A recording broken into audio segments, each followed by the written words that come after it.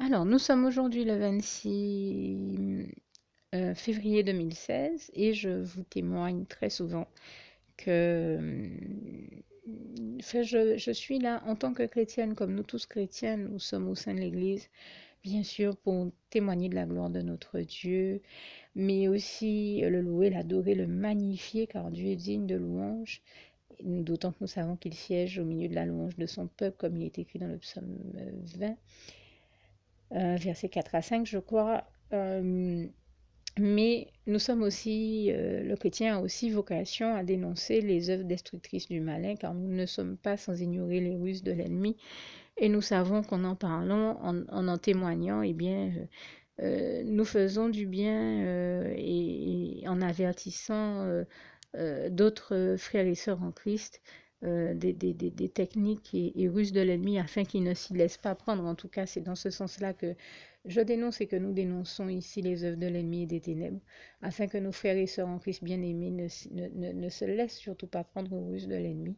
Et puis pour les encourager aussi à tenir bon face à leurs ruses, face à ces ruses de l'ennemi, à ces ruses-là, aux ruses de l'ennemi, mais pour leur faire aussi savoir que malheureusement d'autres personnes vivent les mêmes réalités, donc qu'ils n'ont certainement pas à s'en culpabiliser, mais bien à prendre conscience que d'autres vivent les mêmes choses qu'eux et nous le souhaitons du fond du cœur. Si nous prenons également le temps d'en témoigner et de dénoncer les ruses de l'ennemi, c'est pour que non seulement ils se rendent compte que d'autres vivent les mêmes réalités qu'eux, mais pour qu'ils s'en trouvent encouragés et qu'ils ne se laissent pas vaincre par la gravité de ce qu'ils vivent, qu'ils ne se laissent surtout pas aller à laisser l'ennemi les ronger par ces démons de culpabilité, donc par la culpabilité, par le biais de la culpabilité, puisque ces témoignages-là à eux seuls démontrent que l'ennemi malheureusement attaque plusieurs chrétiens, divers chrétiens de la même manière. Et il a une tendance dans sa perversion non seulement à attaquer les chrétiens, mais à faire croire que s'ils subissent des attaques, c'est parce qu'ils se sont mal comportés ou que c'est de leur faute. Eh bien, comme je le dis très souvent haut et fort, malheureusement, l'ennemi est un emmerdeur fini, c'est l'emmerdeur de la classe et par définition, il est un emmerdeur par définition qui emmerde les gens avec ou sans raison, qu'ils aient fait quelque chose ou pas. Et les trois quarts du temps, ils n'ont rien fait, c'est simplement parce que c'est un emmerdeur et qu'il cherche à emmener l'humanité à générer toute situation problématique dans la vie des êtres humains, comme il a toujours été le seul à l'origine de toute situation problématique dans toute l'histoire de l'humanité, mais qui cherche également par ce biais-là à générer des souffrances, des ruptures, des séparations, des fois des divorces, et chaque fois les pires choses. Donc, le but de ces témoignages, avant tout, n'est pas ni de raconter ma vie, ni de me plaindre, ni d'être dans quoi que ce soit euh, euh, de négatif ou de paranoïaque. Et je pense d'ailleurs que si c'était de la paranoïa, nous ne serions pas des quantités de chrétiens à constater que nous vivons la même chose. Si je suis paranoïaque, ça veut dire qu'on est des milliers de paranoïaques, puisqu'on est des milliers à se rendre compte qu'on fait les mêmes expériences avec et à cause de l'ennemi. Justement, nous avons le courage de nous lever, comme il est écrit en 2 Corinthiens 10, je crois, versets 3 à 5, de nous lever pour témoigner de la réalité, de la gravité des choses que nous vivons à cause de l'ennemi, de ses œuvres négatives, néfastes, nocives et destructrices, précisément pour en avertir d'autres, afin qu'ils en soient immunisés, et aussi pour glorifier l'Éternel, notre merveilleux Dieu d'amour, qui nous délivre toujours de toutes ces mauvaises œuvres et de ces œuvres destructrices, comme ce si beau passage du psaume 34, versets 16 à 20, là encore le démontre bien. Euh, donc nous nous élevons en faux contre tout ce que l'ennemi fait, dit et toutes les idées ou pensées qui vont à l'encontre même de la doctrine de Christ. Euh, nous nous élevons en faux également contre tout ce qui est, toutes les illusions et mensonges que l'ennemi essaie de faire passer pour dissimuler aux autres la vérité, puisque nous savons comment il aime obscurcir leur intelligence et les empêcher de parvenir à la vérité et à la lumière que Dieu veut leur faire voir, puisque là aussi nous savons qu'il est écrit dans le psaume 36, versets 9 à 10, c'est par ta lumière, Seigneur Jésus-Christ, que nous voyons la lumière. Et bien sûr, quand je dis ça, je dis ce passage tel qu'il est textuellement, tel qu'il est gravé sur mon cœur, mais n'hésitez pas à aller voir tel qu'il était écrit textuellement dans vos Bibles. Et je pense également à ce si beau passage de 1 Jean 1, verset 5. La bonne nouvelle que nous avons apprise de Dieu, c'est que Dieu est lumière et en lui il n'y a point de ténèbres et je lui en rends grâce et gloire pour cela. Et donc, un exemple de plus de persécution que nous voyons l'ennemi faire subir à bien bon nombre de chrétiens. C'est une persécution dont je vous ai déjà parlé depuis longtemps, dont je vous parle depuis longtemps et dont je vous ai témoigné encore, si ce n'est la semaine dernière, c'est peut-être la semaine d'avant, il y a à peine quelques jours seulement. Et je vous disais comment une sœur en Christ est venue à la maison me dire mais tu sais, tu m'avais témoigné qu'entre chrétiens, il vous arrive de voir même annuler des réunions tellement l'ennemi s'amuse à faire du bruit autour de vous et pollue l'atmosphère au point que elles deviennent parfois irrespirables premièrement, deuxièmement qu'il y ait un tel climat désagréable et tellement de bruit que vous ne puissiez pas travailler, que vous soyez obligé d'annuler, voire de reporter certaines réunions, eh bien, et tu m'avais témoigné notamment qu'il avait fait ça une fois, plusieurs fois même, en utilisant un jardinier ou une équipe de jardiniers pour venir perturber votre travail, faire du bruit avec des tondeuses ou des débroussailleuses pour faire que ça fasse tellement de bruit que il vous empêche de travailler. Oui, ça nous est réellement arrivé et il nous est même arrivé de le voir utiliser aussi des marteaux-piqueurs pour ça. C'est vous dire quand même que l'ennemi est grave. Et elle me disait, et je lui témoignais même que très souvent, pour nous voler notre repos, il s'amuse aussi. Ça peut être dans un contexte où on est entre chrétiens, où on a besoin de travailler, mais il peut s'agir d'un moment de repos et pour nous empêcher de nous reposer. Là aussi, il va utiliser tous les moyens possibles et imaginables pour que les autres fassent suffisamment de bruit dans nos têtes pour nous empêcher de dormir. Je lui témoignais personnellement comment j'ai déjà vu l'ennemi utiliser quelqu'un pour mettre sa télévision à fond quand je vais m'endormir. Ou encore, et ça m'est arrivé ce matin encore, comment il utilise une personne pour s'amuser à mixer des fruits et légumes avec un mixeur qui fait un bruit pas possible, un vieux mixeur, donc qui fait un mixeur des années passées, donc qui fait un bruit mais incroyable mais vrai, juste pour m'empêcher de m'endormir. Et vous avez déjà vu ce que c'est que de mettre un bruit pas possible dans la tête de quelqu'un quand il va s'endormir ou de s'amuser à mixer juste à côté de la personne des fruits, vous imaginez bien. Donc c'est quelque chose que je vis. Mais quand je lui ai raconté ça, elle m'a dit, tu sais que je vis la même chose chez moi. Moi, l'ennemi utilise quelqu'un qui est à son service, un des serviteurs du démon qui vit dans la maison où je vis.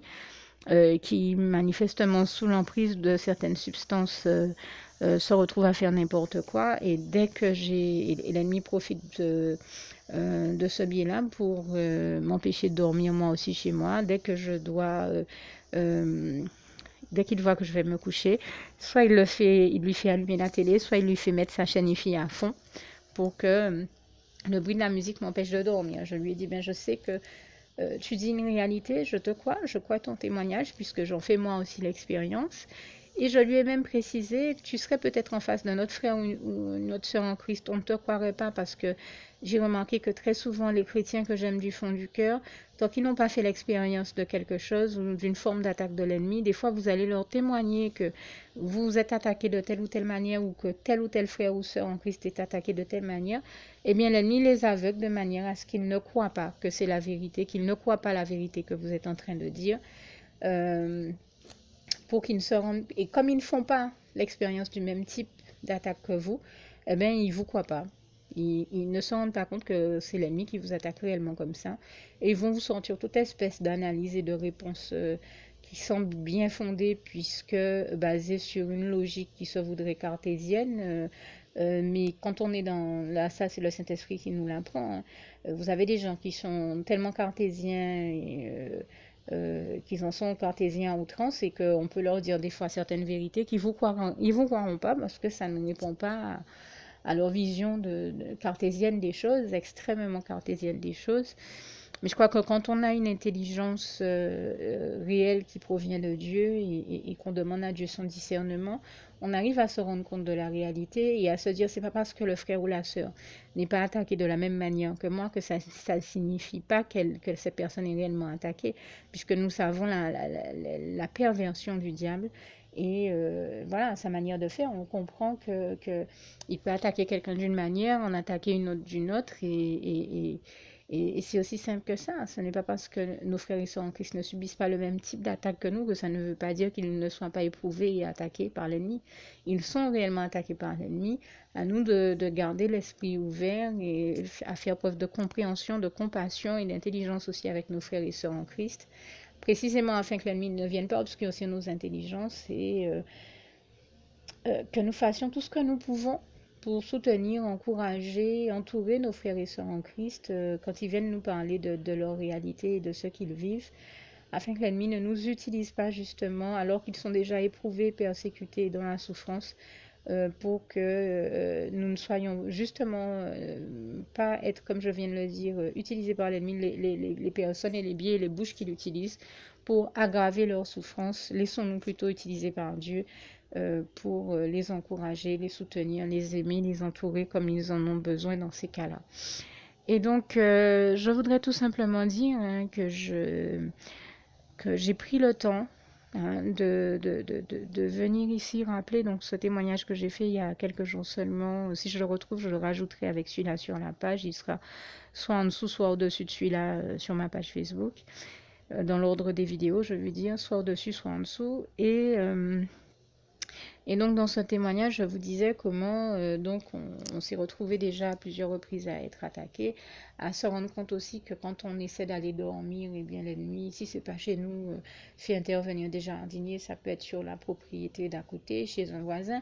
Et je disais même comment moi dans mon cas, quand c'est pas chez moi, mais ça peut être le voisin de droite, de gauche, d'en face où il fait pire derrière. J'ai pas de voisin, j'ai une nationale, une route qui passe.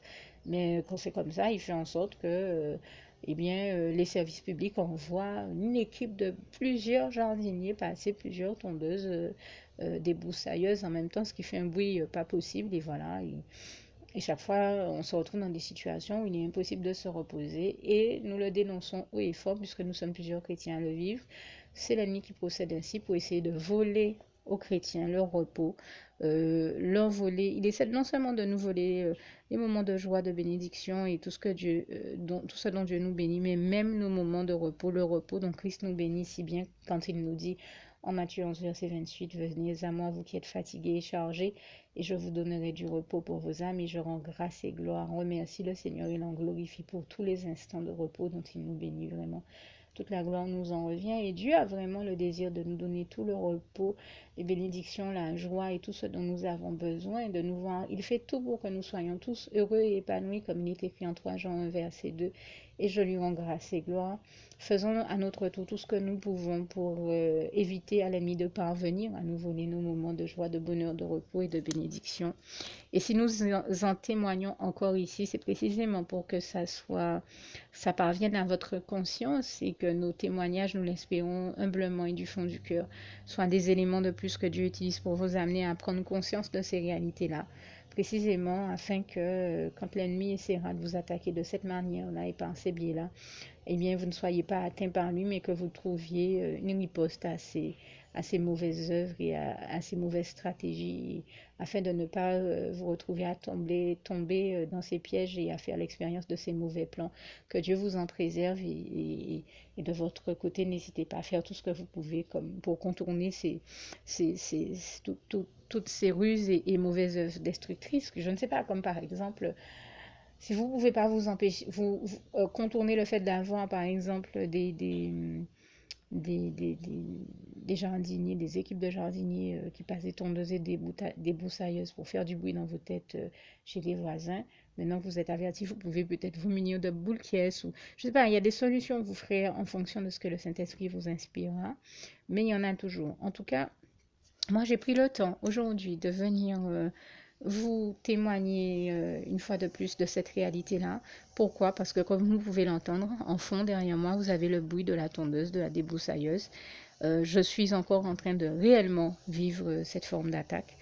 Et je me suis dit, je vais prendre, puisque l'ennemi recommence encore à m'attaquer de cette manière-là, eh bien, je vais prendre le temps de témoigner une fois de plus de la véracité de ce propos-là et de ce témoignage-là que nous vous faisons de la part du Seigneur Jésus, puisque, comme je vous le dis, même au moment où je suis en train de vous enregistrer ce témoignage, je suis encore en train de me faire attaquer par l'ennemi qui a trouvé le moyen, quand il m'a entendu témoigner de cette réalité-là cette semaine à une sœur en Christ au téléphone.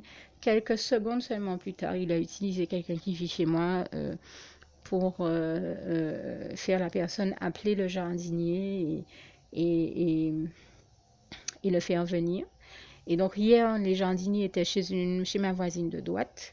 Aujourd'hui, ils sont chez moi. Et pourtant, j'ai essayé de contourner la difficulté dans mon cas, puisque j'ai quand même répondu à la personne que j'ai vue appeler le jardinier, qu'il est peut-être un peu tôt pour appeler le jardinier, que la pelouse n'a même pas encore eu le temps de pousser, qu'elle est encore à ras, donc qu'il n'est pas d'utilité, il n'est pas nécessaire et de toute urgence de faire venir un jardinier, d'autant qu'il y a bien d'autres priorités, d'autres points à traiter plus urgemment chez nous, dans cette maison. La personne m'a répondu, oh non, tu sais, comme c'est une belle servante de l'ennemi et que comme Dieu nous en a averti, il n'y a aucune vérité en lui, l'ennemi. Il est le père du mensonge et ses enfants font ses œuvres, donc ils mentent tout autant que lui. Ils sont tout bonnement incapables de vous dire la vérité. Si vous cherchez la vérité, c'est pas en eux que vous allez pouvoir la trouver, ni en eux, ni en lui, leur père, le diable. Et Dieu nous en avertit bien au passage de Jean 8, versets 41 à 47, et je lui en rends encore ici grâce et gloire. Et bien, quand j'ai demandé, j'ai dit à la personne, mais comment tu peux être en train d'appeler le jardinier alors que la pelouse n'a même pas encore poussé? Elle m'a répondu, oh, tu sais, c'est pas la peine de t'inquiéter. Il a été appelé dans le cadre de son travail à aller intervenir sur une mission dans une autre île. Donc, je l'ai appelé pour lui demander de venir. Mais en fait, il ne viendra pas parce que il est appelé en mission sur une autre île. Eh bien, mon œil, cette personne-là m'a dit ça hier soir ou ce matin, je crois. Eh bien, voilà, à 13 heures ou un peu après 13 heures, il était déjà en train de passer la tondeuse chez moi. Hein. Donc, c'est vous dire comment les démoniaques mentent comme ils respirent. C'est encore pas en eux qu'on peut trouver la vérité et comment ils se laissent utiliser par l'ennemi à la seconde pour toujours voir comment il peut faire du mal et du tort aux autres. C'est chaque fois la même chose.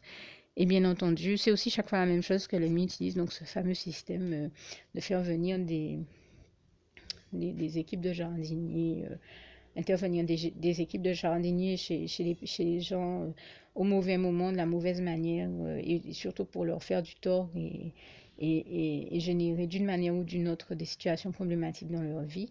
Et je ne suis pas la seule à le vivre, puisque la semaine dernière encore, je vous témoignais que quand j'ai fait moi-même ce témoignage à la sœur pour lui dire comment, quand c'est pas chez moi, l'ennemi envoie des jardiniers chez mon voisin de gauche, de droite ou ailleurs, elle m'a dit qu'elle ne comprend pas pourquoi elle vit la même réalité et qu'elle se dit comme moi-même, mais comment en est-on arrivé à cet extrême où chez nous, en Guadeloupe, on se retrouve à vivre maintenant dans des quartiers où on voit que comme par hasard, tous les jours, les gens sont dans une urgence de faire tous les jours intervenir des jardiniers à gauche, à droite, au milieu, enfin partout autour de nos maisons.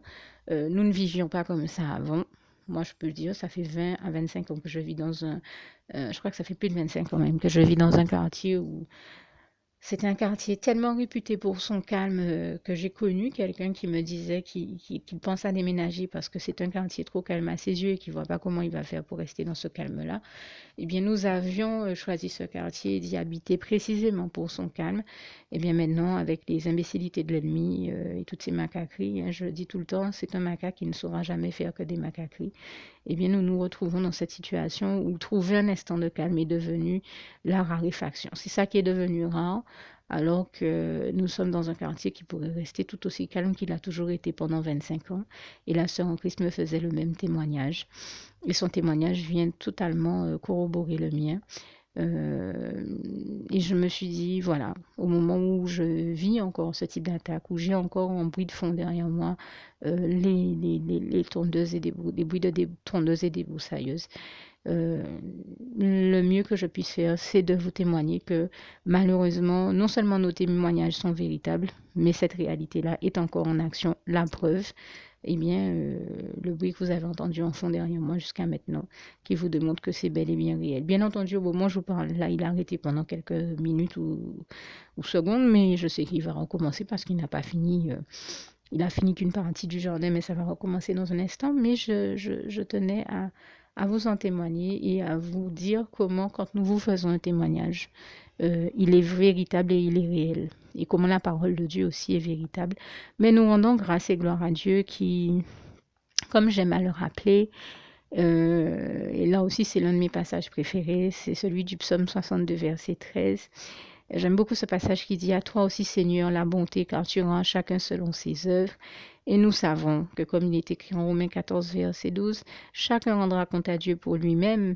Donc, que ceux qui entendent ces témoignages-là, ils se disent, parce que soyons clairs, je ne faisais ici aucune invitation à qui que ce soit à ne rentrer dans ce même type de comportement démoniaque qu'ont ces personnes que le diable utilise pour nous persécuter en faisant venir chaque fois qu'il ne le faut pas des jardiniers pour intervenir sur nos propriétés ou les propriétés de nos voisins. Bien entendu, soyons très clairs, je n'invite personne à entrer dans ce même fonctionnement-là et à se laisser utiliser par l'ennemi pour persécuter les autres, puisque quand je cite Romains 14, verset 12, en disant chacun rendra compte à Dieu pour lui-même, c'est précisément pour mettre en garde ceux qui auraient la bêtise de vouloir agir ainsi. Et bien sûr, mon propos ne vise pas à encourager à la bêtise, bien au contraire, mais plutôt à encourager du fond du cœur tous les chrétiens qui sont éprouvés pour qu'ils sachent que le Seigneur Jésus est avec eux, et plutôt pour les inviter à persévérer dans le fait de faire le bien et certainement pas le mal. Jamais le mal, je pense même, et toujours le bien. Je pense même à ce si beau passage par lequel je pense que je vais terminer ici, Romains 12, verset 21. Ne te laisse pas vaincre par le mal, mais surmonte le mal par le bien. Et je remercie le Saint-Esprit qui nous a tant bénis par ce si beau conseil, ce si beau passage de la parole de Dieu. Et je termine avec cet autre que j'aime tant, vous le savez bien, Philippiens 4, Philippiens 4, verset 7. Que la paix de Dieu qui surpasse toute intelligence garde vos cœurs et vos pensées en Jésus-Christ. À bientôt. Alors, pour toutes celles et ceux qui ne l'auraient jamais encore fait auparavant, je partage avec vous ici la prière par le biais de laquelle le Seigneur Jésus m'a sauvé la vie et vous invite tout simplement à lui ouvrir vos cœurs, à être sincère avec lui dans ce que l'on va dire ici, puisque si Dieu me met à cœur de partager avec vous cette prière, tout comme il le fait toujours avec chacun de nous, c'est tout simplement parce que Dieu nous a sauvé la vie, m'a sauvé la vie et nous a sauvé la vie à tous, hein, tous ceux qui partageons avec les autres cette prière, et que nous l'avons vu nous faire tellement de bien, nous donner tellement d'amour, nous combler de bonheur dans les bras d'amour de Jésus, et bien que nous souhaitons au maximum de personnes d'aller aussi au paradis et de connaître le bonheur des bras d'amour de Jésus ainsi que d'être sauvés par lui. Mais bien entendu, pour être sauvé, encore faut-il prendre le temps de demander à l'être et d'accepter donc le Seigneur Jésus-Christ comme son sauveur personnel, ce qui est ici l'objet de cette prière. Alors, n'oubliez pas à cet effet qu'il est notamment écrit en Acte 4, verset 12, que Dieu, dans sa grande sagesse, dans sa sagesse infinie, a choisi le Seigneur Jésus-Christ, qu'il l'a mandaté, qu'il a délégué pour être le seul sauveur de toute l'humanité et qu'il n'y a aucun autre nom que celui du Seigneur Jésus-Christ qui nous ait été donné, qui ait été donné à toute l'humanité pour être sauvé. Voilà pourquoi nous avons la certitude qu'en acceptant le Seigneur Jésus comme notre sauveur personnel, nous faisons définitivement le bon choix, d'autant qu'il est également écrit en Jean 14, verset 6, Jésus-Christ est le chemin, la vérité et la vie. Nul ne va au Père Dieu sans passer par le Fils Jésus-Christ. Voilà pourquoi nous devons donc adresser au Seigneur Jésus la prière qui suit. Donc Seigneur Jésus-Christ, n'hésitez pas donc à dire cette prière à haute voix en vous mettant bien entendu dans un lieu où vous savez que vous pouvez prier en toute sérénité. Donc Seigneur Jésus-Christ, je t'accepte aujourd'hui comme mon sauveur personnel, moi un tel, vous dites votre nom et votre prénom. Et je te demande aussi, Seigneur, vraiment de continuer à veiller sur moi et sur ma vie. Je remets d'ailleurs toute ma vie entre tes mains, éternel mon Dieu, Jésus d'amour, Saint-Esprit, puisque tu en es le Créateur. Je remets cette vie entre tes mains, je te la donne puisqu'elle t'appartient, puisque tu l'as créée. Et je te demande de me conduire à toutes les victoires et réussites que tu as prévues pour ma vie. Tout comme je te demande aussi pardon, éternel mon Dieu, Jésus d'amour, Saint-Esprit, pour tous les péchés que j'ai commis tout au long de ma vie, dès le début jusqu'à la date d'aujourd'hui incluse. Pardon aussi, Seigneur Jésus, pour toutes les fois où j'ai fait mal à ton cœur. Et surtout, merci, Seigneur Jésus, quand le bon moment sera venu pour ça, de revenir me chercher pour m'amener avec toi dans tes bras d'amour au paradis où je veux demeurer et continuer à te servir et à t'appartenir pour l'éternité en éternité. Et c'est au nom puissant du Seigneur Jésus-Christ que j'ai fait cette prière. Soyez bénis, vous tous qui avez fait cette prière. Que Dieu vous garde et vous bénisse tous. Et surtout, n'oubliez pas de partager cette prière avec le maximum de personnes autour de vous, tous vos contacts, famille, amis et bien-aimés. Et que Dieu vous en bénisse. À bientôt.